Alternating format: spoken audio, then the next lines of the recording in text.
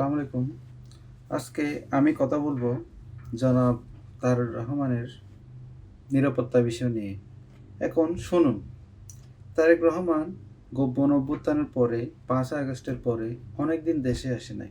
যখন উনি দেশে আসার জন্য পরিকল্পনা করল, তখন জামাত শিবিরের লোকেরা বলল, উনি দেশে আসবেন না। উনি দেশে আসার সাহস নাই, সৎ সাহস নাই। উনি নির্বাচনে হেরে যাবেন। উনি যদি দেশে আসেন তাহলে উনার নাগরিকত্ব বাতিল হয়ে যাবে। উনি আবার ওই দেশে যাইতে পারবেন না। আবার কি বলল? বলল দেশে এসে ১ সপ্তাহের বেশি থাকবেন না। মাকে দেখে আবার চলে যাবেন। এই আজে-বাজে এসব কথা। এখন তারেক রহমান বলছে যে উনার একক সিদ্ধান্তে ওই দেশে আসতে পারবেন না। ঠিক আছে, উনি এটা বলছে। উনি এটার ব্যাখ্যাও করছে কেন? উনি একটা বড় রাজনৈতিক দলকে রিপ্রেজেন্ট করে। একটা দলের ভারপ্রাপ্ত চেয়ারম্যান। আ বিভিন্ন গোয়েন্দা তথ্য, বিভিন্ন বিষয় চিন্তা করে উনাকে আসতে হয়। দলের সিদ্ধান্ত। উনি তো আর আমার মতো আপনার মতো সাধারণ কেউ না যে চাইলেও হুট করে চলে আসলো। এমন তো কেউ না।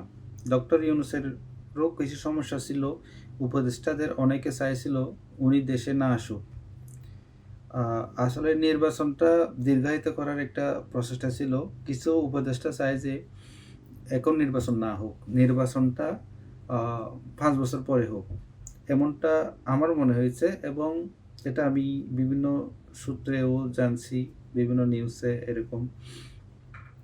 তো সব মিলিয়ে এখানে একটা নিরাপত্তার ঘাটতি ছিল। সরকার চায় না যে উনাকে প্রপার নিরাপত্তা দিবে এরকম।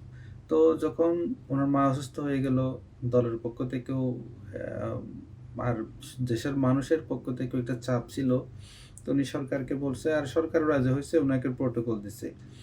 এখন উনাকে প্রটোকল দেওয়ার পরে উনার যে একটা মানি প্রাইম মিনিস্টার ভাব, একটা লিডার ভাব চলে আসছে এই প্রটোকলের জন্য। উনি যখন বাসের মধ্যে এভাবে হুম, বাংলাদেশের মানুষকে যখন এভাবে হাতে ইশারা করে, এভাবে স্যালুট দেয়, তখন কি বলবো? এটা একটা দলের মানুষের অনেক বেশি এটা জ্বলে।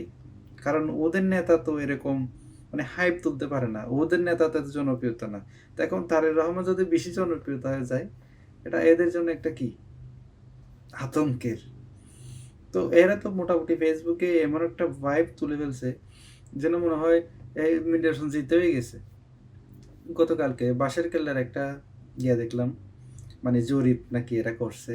এই জরিপের মধ্যে আপনার 60 থেকে 70% এর উপরে প্রতিটি জেলায়, বাংলাদেশের ৬৪ জেলা আছে না? নাকি আরো একটা গ্রুপ আছে, যাই হোক।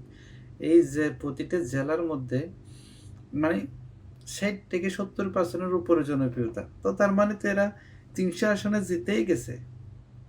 এখন দেখবেন বলবে নির্বাচন সুষ্ঠু হবে না, আ নির্বাচন কি বলে?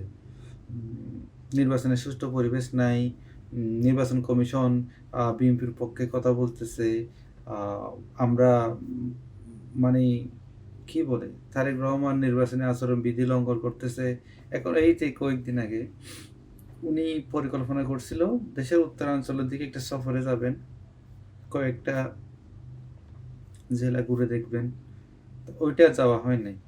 জামাতের লোকজন বারবার নির্বাচন কমিশনের কাছে গিয়ে অভিযোগ করছে উনি নির্বাচন আচরণবিধি লঙ্ঘন হবে, যাইতে পারবে না, এই সেই।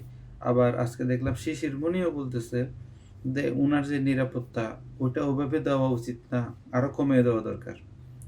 ভাই, উনার নিরাপত্তা যদি কমিয়ে দেয় তোমাদের লাভ কি? নিরাপত্তা দিলে সমস্যা কি? আর এরা বলে কি নিরাপত্তা দিলে উনার জনপ্রিয়তা কমে যাচ্ছে, সাধারণ মানুষ দুর্ভোগে পড়তেছে। মানে ট্রাফিক ট্রাফিকের যে মানে গাড়ি ঘোড়া যে চলে, এখানে ব্যাঘাত ঘটতেছে। তো যদি ব্যাঘাতই ঘটে, যদি অসুবিধা হয়, উনার পপুলারিটি যদি কমে, তাহলে তুমি সিকিউরিটি বেশি হলে তো তোমাদের খুশি হওয়া দরকার। মানুষ তো নারাজ হচ্ছে, মানুষ তো খুশি হচ্ছে না। ঠিক আছে না? যাক, উনার উনি যে গাড়ি বহর ইউজ করে সেখানেও সমস্যা, ওনার সিকিউরিটি সেখানেও সমস্যা, উনি দেশে আসে না সেটাও সমস্যা, উনি দেশে আসলো সেটাও সমস্যা।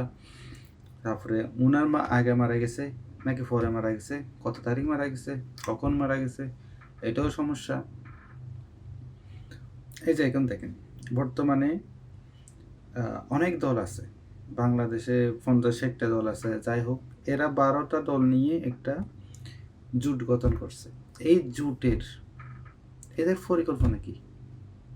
কোনো পরিকল্পনা নেই এদের। একটা কি আছে, প্রথমে একটা আনছিল ইসলামিক বাক্স, এই বাক্সের ভোট দিলে ইসলাম বিজয়ী হবে, ইসলামকে জয়ী করতে হবে। এখন আবার ইসলামী জোট এটা আর নাই, এখন এটা আজাদির জোট হয়ে গেছে। আজাদি, বুঝছেন? আজাদির জোট কেন হইলো? এখানে কিছু সেকুলার দল আছে, যেমন ধরেন আপনার এবি পার্টি আছে, আছে আপনার এনসিপি, যাক আরো কয়েকটা, যাই হোক এখন এলডিপিও আছে। তো এখন এটা 12 পাতার একটা দল হয়ে গেছে। এই জন্য এটাকে নাম দিয়েছে আজাদির জোট না গোলামের জোট। তারেক রহমান ইন্ডিয়ার হাই কমিশনারের সাথে দেখা করছে, উনি নাকি গোলাম হয়ে গেছে, এভাবে হাতে হাত রাখছে, এজন্য গোলাম হয়ে গেছে। আর জামাতের আমির যে 500 মাস আগে ওদের সাথে দেখা করে এটা যে গোপন রাখছে, জাতির কাছে প্রকাশ করে নাই, গোপনে গোপনে প্রেম করতেছে, পরকীয়া করতেছে, এটা তো আরো বেশি অপরাধ।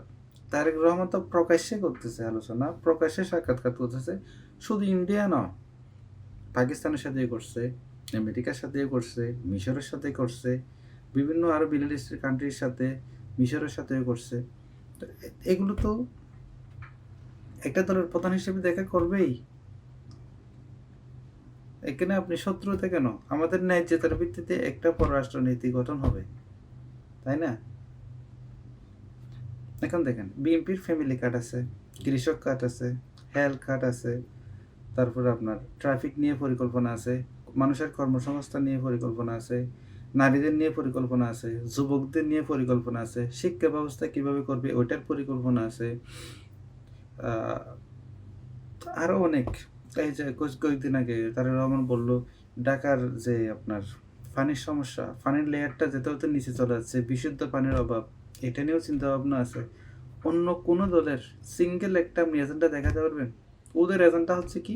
বিএনপি টেকাও, বিএনপি টেকাও, আর কোনো এজেন্ডা নেই। এটা কি ভাই? তোমাদের পরিকল্পনা থাকলে বলো। আর ফ্যামিলি কার্ডের কথা বললে নাকি আচরণবিধি লঙ্ঘন হয়। কি একটা মুসিবত! একটা দল জনগণের জন্য কি করতে চায় সেটা প্রকাশ করতে পারবে না, এটা কি প্রকাশ করার অধিকার নাই? যাই হোক, পরবর্তী ভিডিওতে কথা হবে। আসসালামু আলাইকুম।